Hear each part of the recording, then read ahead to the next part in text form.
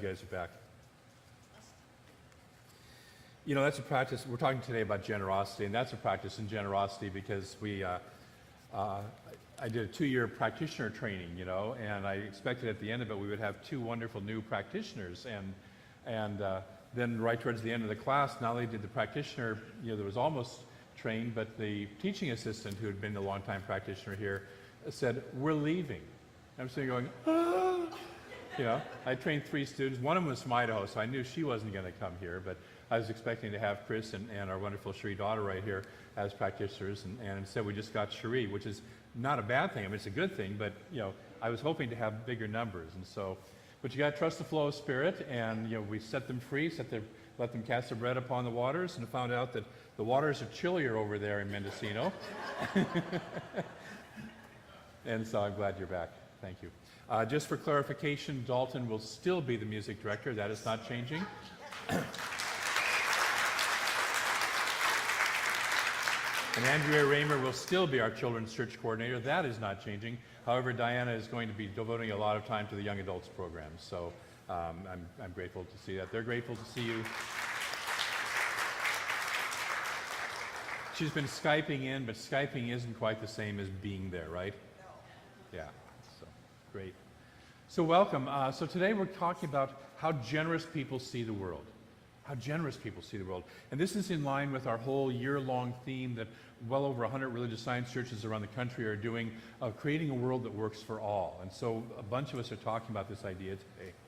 And it comes from the part of the Global Heart Vision, which says, we see a world in which resources are valued, cared for, and grown, and where there is generous and continuous sharing of these resources.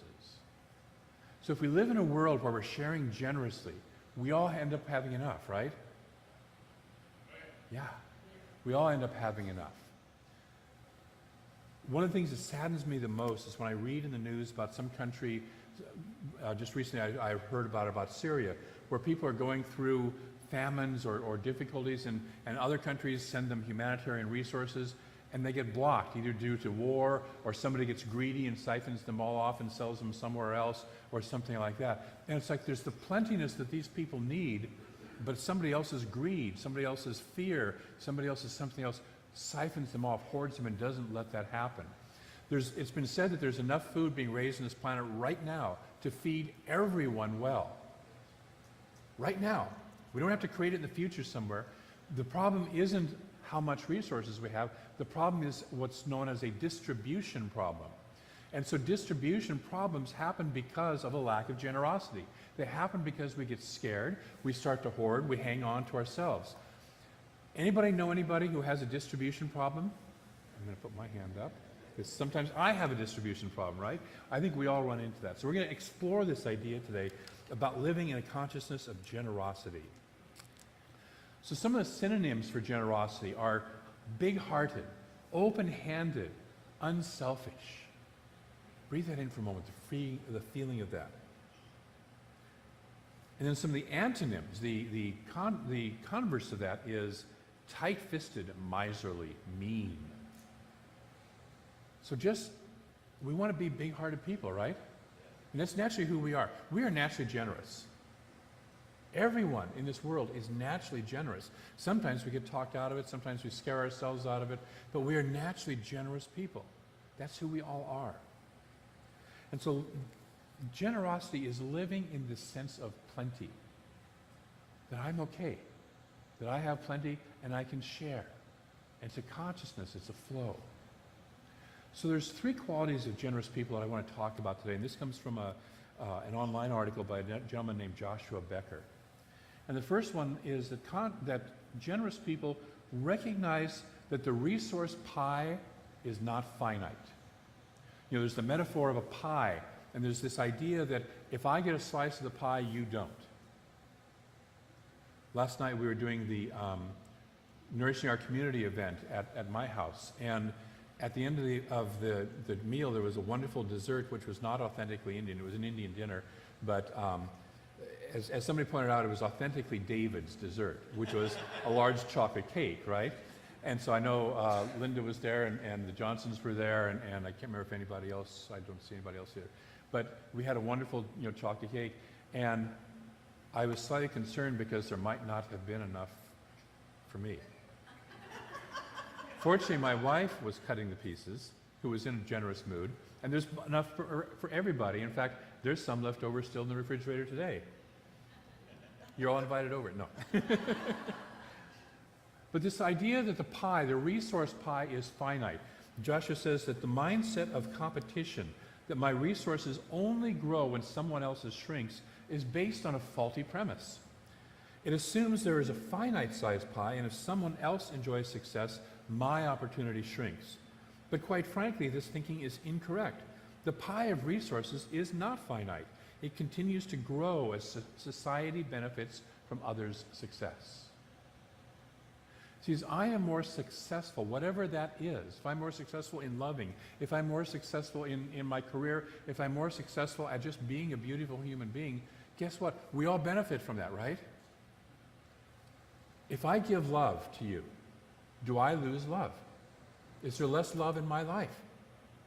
No. If you give love, is there less love in your life? In fact, probably there's more, right? Because as we give it out, it's the cast your bread upon the waters song we just listened to. As we share this love out, it comes back to us. Usually, as the Bible says, pressed down, multiplied, and running over. Okay? So we're not working out of a limited resource pie. God or the universe or spirit, whatever we're going to call it, is a whole.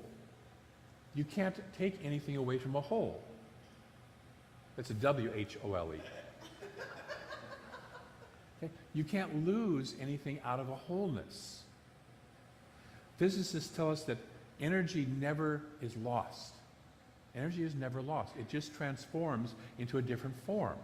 But the same amount of infinite energy is always present. It's never lost. It's just constantly changing form. And so you and I, in our expression of that energy, are constantly changing the form of what that energy is. And the basic energy, we say, from a spiritual perspective, the basic energy of all of the universe is love. All is love. The Bible says, in most spiritual teachings, say God is, the infinite presence is love. Is love. Not has love or gives love. It is love. Emily Cady, the New Thought writer, one of my favorite phrases is, wrote that God is not loving. That is, God is not a being that is loving. God is love itself. And so we live and are immersed in an infinite field of love. Breathe that in for a moment. You and I, we're all in an infinite field of love. And it's not a romantic love or a brotherly love. It's beyond all that. It's something bigger than all that. It's this infinite, infinite sense of all is okay. All is well. Each of us is divinely held in this infinite love. And then that love transforms. That love shows up as every created thing in this universe. Love is the planet itself. This planet is a planet of love. It looks like rock and lava and plants and trees and animals and us, but it's love. The chair you're sitting on is a form of love. The clothes you're wearing and you yourself are a form of love. Yes? Yes. 2 weeks ago when I was talking about quoting Neil deGrasse Tyson, he talks about that our bodies are literally stardust. We're from the universe. We're part of the universe.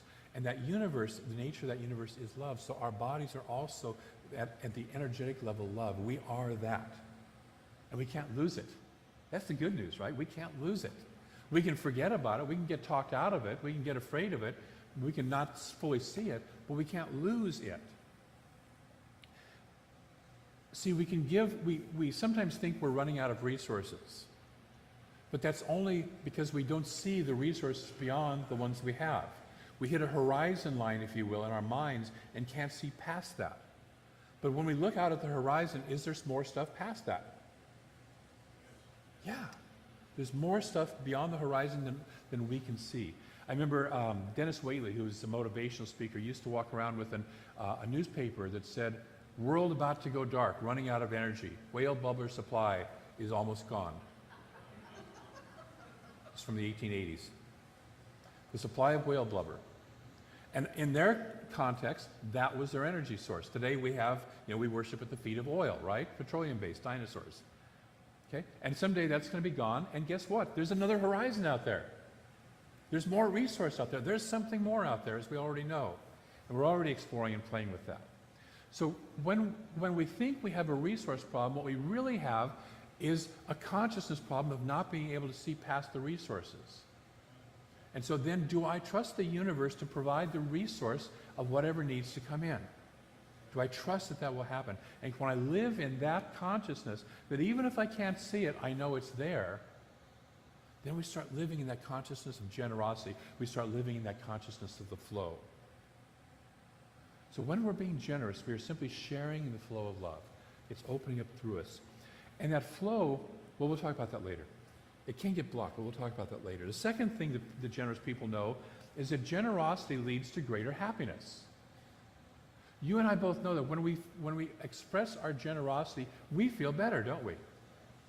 And guess what? The recipient of our generosity feels better, don't they? So we lift up the happiness of the world, and because we're all interconnected, we lift up the world. Cynthia and I were listening recently to a person who was doing an online presentation, and he asked the question, what makes you happy? Is it money? Is it trips? Is it, whatever it is, finding the right mate, whatever it is? And what he came to, what we came to also, is the idea that it's not the things or the stuff that makes us happy. It's not the stuff. What makes us happy is when we're expressing love. What makes us happy is when we're expressing our authentic beingness, our authentic self of who am I really. When I can be that, I'm happy. We've all had times where we're expressing our authentic self, and we don't care the time. We don't care about money. We're just being ourselves, right? It's the old question, what would you do if you didn't have to worry about money? I would be doing this. I'd be eating chocolate cake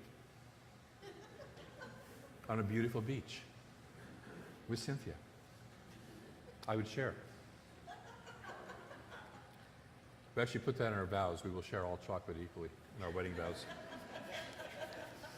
We've been pretty good about it, too. Our happiness is when we're sharing love. Our happiness is when we're sharing our authenticity. Who am I really? Who am I being really? That is what leads to happiness. And that takes a consciousness of generosity. When I'm starting to be generous with my expression of myself,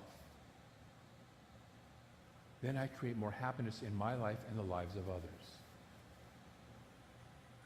When these guys are sharing their music, which I know is one of their authentic joys, okay, they are happier. And we are happier because we get to receive the music, right? And so this process grows and grows. And then from that, we may hear something, we may get inspired and go out and do something more. And then we share that happiness with somebody else, and it grows and it grows. Which leads us into the third habit of generous people. They believe in that changing one life is worthwhile. Changing one life is worthwhile. Joshua says the generous people are quick to admit the world's problems will never be solved by one person, and perhaps never completely solved even in the future. But perfection does not slow them down. I don't know about you, but sometimes I get caught up in that. It all has to be perfect, right? But perfection doesn't slow them down. To them, changing even one life within their sphere of influence is reward enough, and is a worthwhile endeavor to be sought. What if you change the life of just one person? And again, we go back to the Hindu concept of Indra's net. Everything is interconnected, and this net connects, the strands of this net connect, and at the connection of each one is a jewel. And you and I and all of us are the jewels. We are that which connects and throws out through this net and interconnects with all the other jewels and everything else in this universe. Whatever we do floats out and interconnects with everything. Everything. So changing one life changes more lives than we know. We never know what the long-term effect of our changing lives is going to be on another person and where it's going to go. I was, last weekend, as some of you know, I was up in Portland at my grade school reunion, my 51st grade school reunion. Now, I'd never heard of a grade school reunion before, and most people that I've talked to had never heard of a grade school reunion before, but a year ago they did their 50th and I couldn't make it, and I said, well, if you do it again, I had a pretty good time in grade school. High school, not so much, but grade school was pretty good. So I went up there and hadn't seen these people in like 51 years, and this one woman came up to me, and my mother was the librarian of the school. And some of you who know me know that my relationship with my mother wasn't always the greatest. But when she was being the librarian, she was in her element. She was in her zone of genius. She was thriving. She was doing what she loved.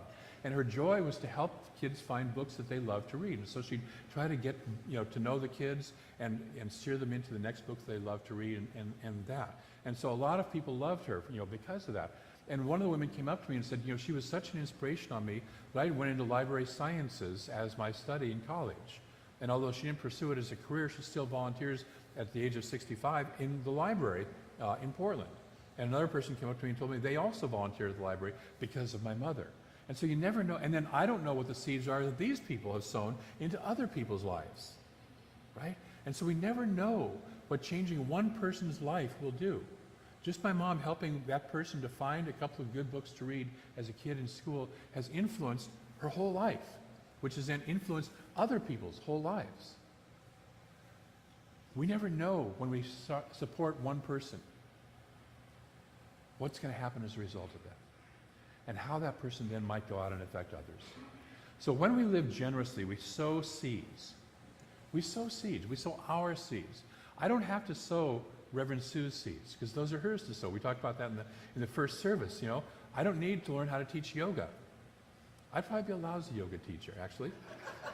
But Sue's a fabulous yoga teacher. And so those are the seeds that she sows. You don't want me playing music up here, okay? Trust me, you don't.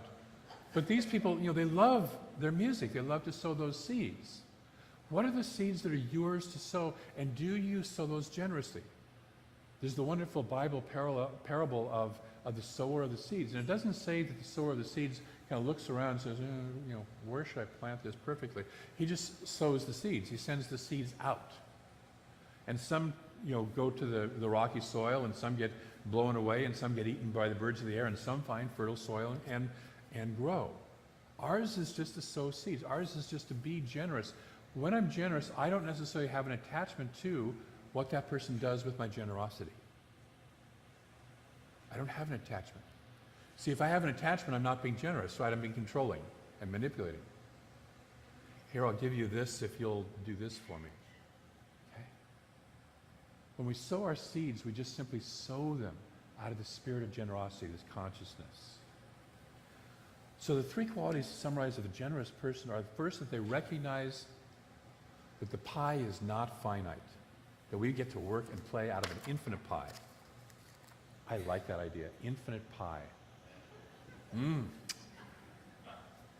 I'll take some of it being apple, some of it being boysenberry, some of it being marionberry.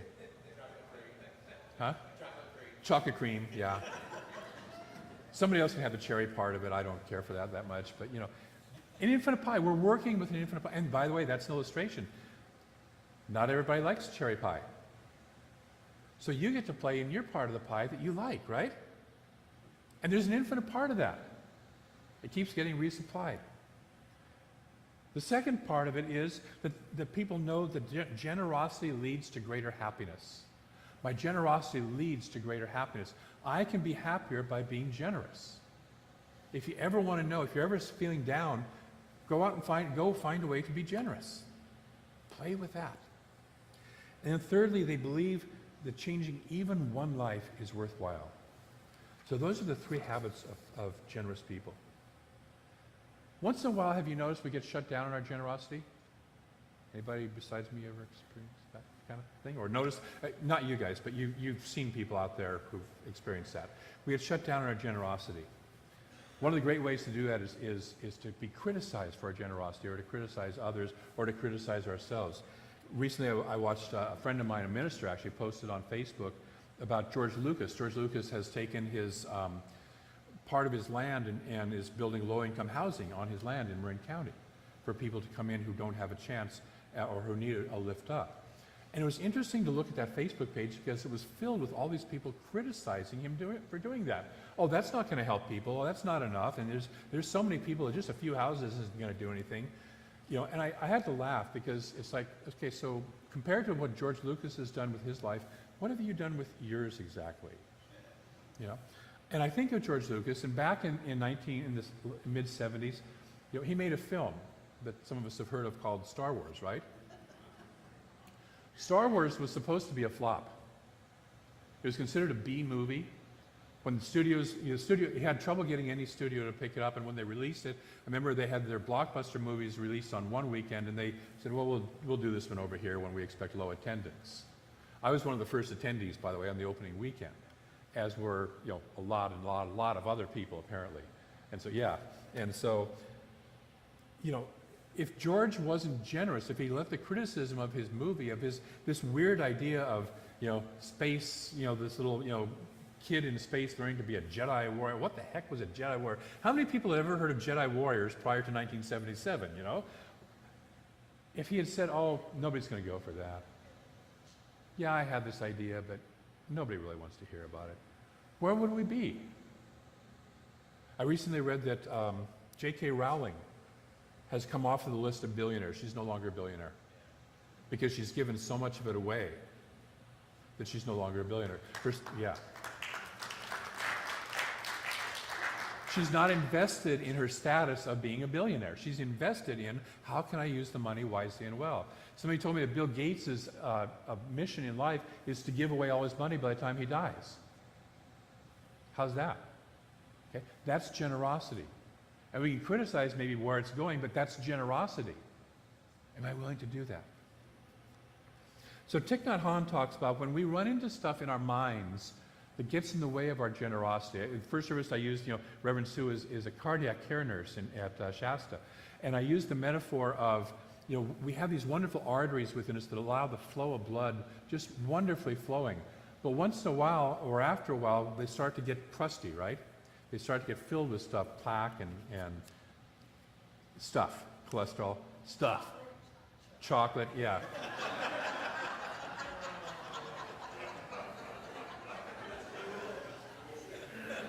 I used to love you, Sue. And I still do. But they get filled up with stuff. And so we need to find a way to open that up. Our generosity, our willingness to be in this infinite flow of spirit sometimes gets crusted up, right? And so Thich Nhat Hanh refers to them as these knots in our consciousness where we get closed up, where we create these knots and the flow can't flow quite as easily. And these internal formations are created by our hurts, by our anger, by the stuff, and they grow as we grow because we experience more of them. What I know is that the mind experiences something, and then it judges it, it puts it in, it gives it a certain meaning. And so if I have experienced something that I interpret as abandonment early in my life, I'm going to be experiencing more and more abandonment because guess what? That's what I'm trained to look for and experience. Now, there will be all sorts of experiences of non-abandonment, but I won't pay attention to those because they don't ring my chimes as much as, oh, I've been abandoned, okay? Or I've been told that I'm wrong or I'm not good enough or all that stuff. So we gather evidence to support that, and so our internal structures, these things that are in the way of the flow, grow and grow and grow as we gather more and more evidence to support them. So Thich Nhat Hanh has a wonderful way of saying that we don't just take a jackhammer and knock them out, we mindfully love them. We mindfully love them. And so he has a process to start releasing those knots, and it's just by being mindful. And mindfulness just simply recognizes something. It doesn't try to change it. It just recognizes what is. And so he has a beautiful practice, a meditative practice, where it goes breathing in. I know that fear or anger or hurt, whatever it is, I know that fear has manifested in me.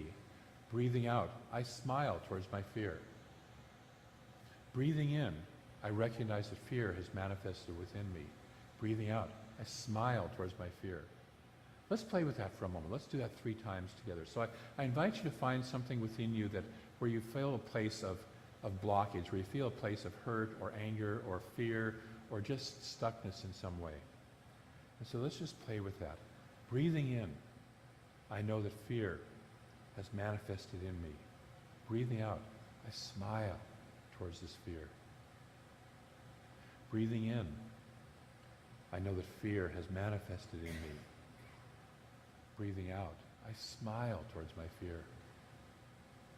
One more time, breathing in, I recognize that fear has manifested in me. Breathing out, I smile towards my fear. I had the opportunity to play with this the other day for a few times. I noticed that as I smiled towards my fear, it seemed to shrink. It seemed to become smaller. It seemed to be less intrusive in my life.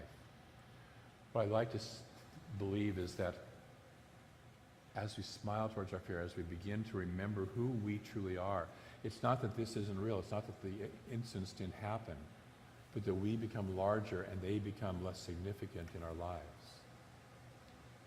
And so as we begin to recognize and remember who we truly are, that whatever those things are becomes smaller and we can establish the flow more fully. We get to expand our veins, we get to expand our flow, our pipe of flow in this universe. The other practice is to practice feeling generosity in your body. I want to invite us to all play with this together for just a moment. If you'll stand for just a moment. Just stand. I want you to notice what it would be like to be in a body, have the feeling of generosity in your body. Feel it first of all in your cells. How is it when your cells feel relaxed and open and generous? And they're giving and receiving life-giving energy, whatever it is the cells give out and bring back. Then allow that to move into the organs of your body, the muscles, the structure, the bones. Now perhaps allow your whole body to move in a generous way. And if I am experiencing and expressing generosity, what does my body feel like? And just let your body be in that generous movement. It might be to expand your arms out, expand your stance in your legs, and to just be in that presence, that awareness of the generosity that you truly are. And allow that to move through. Breathe that in. Feeling that generousness in our bodies. When you feel complete, go ahead and have a seat. I'm a person who is giving and receiving and allowing the flow of this infinite universal energy, this infinite love.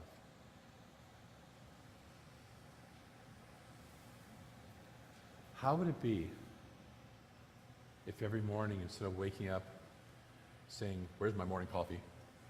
or "What do I have to worry about today?" or "What's on my to-do list today?" What if our first thought was, how can I be generous today? What if our first thought was to breathe in generosity, to let our bodies feel that expansiveness? We started every day that way. How would your life shift? I invite you to experiment and play with that this week. So 3 practices. Number 1, practice generosity, and that's a great way to do that. To practice generosity this week.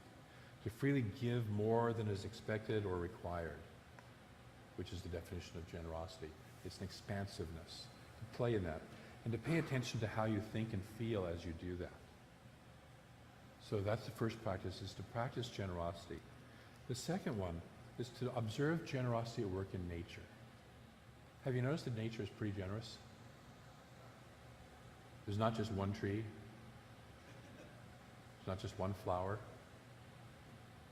There's not just one grain of sand on the beach or one little star up in the sky. Nature kind of like gets pretty over the top when it creates, right? Yes? You look up in the night sky, it's gorgeous. We're part of that. So just notice where nature is giving freely and abundantly. And then finally, continue to release any mental and physical knots. Use that wonderful breathing meditation. Breathing in, I notice the fear or hurt or anger has settled, has manifested in my mind. Breathing out, I smile at it. Let your body open to its deep cellular experience of generosity and play with that. I want to close with a little story from about the Dead Sea. Many of you know the Dead Sea. You've heard of the Dead Sea. And it's got salinity of between 35 and 39%. Nothing really survives in it. Nothing really lives in it.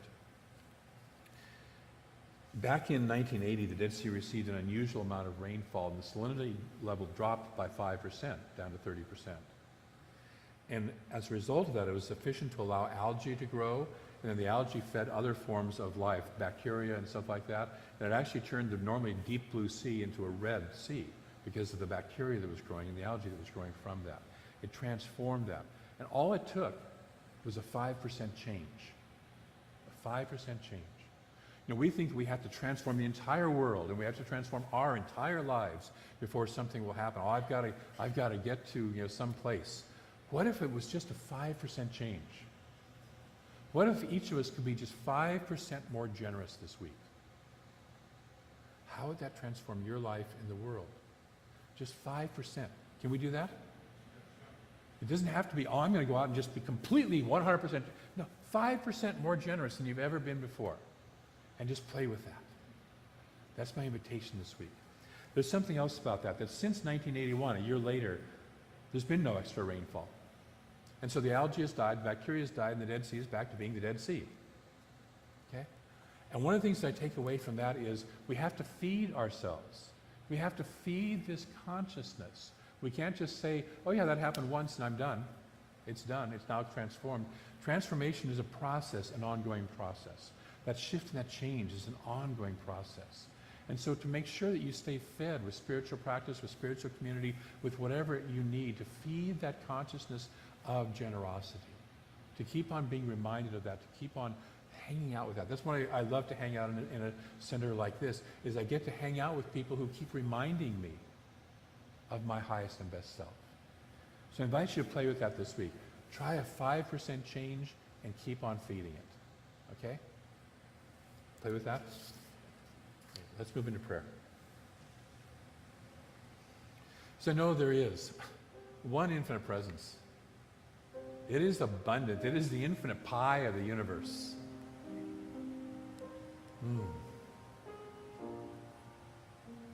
The infinite love, the infinite life energy, the beauty, the intelligence, the power of this universe. That infinite one is all that there is. There is nothing else outside of that one because it is infinite. That is its nature. Constantly expressing, constantly giving of itself, which is just simply another way of saying expressing. When we give, we're just expressing ourselves. And because that one is all that there is, you and I, each of us, everything in life is one of that one. There's no place outside of that one. There is nothing that is outside of that infinite presence. Nothing. And so each of us already is the life energy, the vitality of the universe. That is already alive within us. We are each the love vibration, the absolute infinite love of the universe. That is our nature. At our atomic, subatomic particulate level, everywhere within us, every level within us, we are that love. We are the beauty, we are the intelligence, and we are the power of the universe in form. Each of us individualized, uniquely expressed as that. With our own beautiful set of seeds to sow, our beautiful expression to give, we are that. Whether we remember it or not, we are that. And so I speak my word today that we remember this in a more deep and more powerful way than ever before, and we step into this consciousness, this awareness of the magnificence of who we are and where we come from and what we are. And we allow this magnificence to generously express through us, to powerfully, beautifully express through us. We say yes to this flow. We dance completely with abandon in this dance of life. We allow ourselves to give ourselves over to Spirit, to know that it is always flowing for our highest and greatest good. We say yes. And in gratitude for each person who says yes. Knowing that as we say yes to this, we bless ourselves and we bless all around us and we bless then out beyond what we know, out beyond the horizons of our view. That blessing sails off and off and off. I'm grateful for the Spirit that moves within all of us.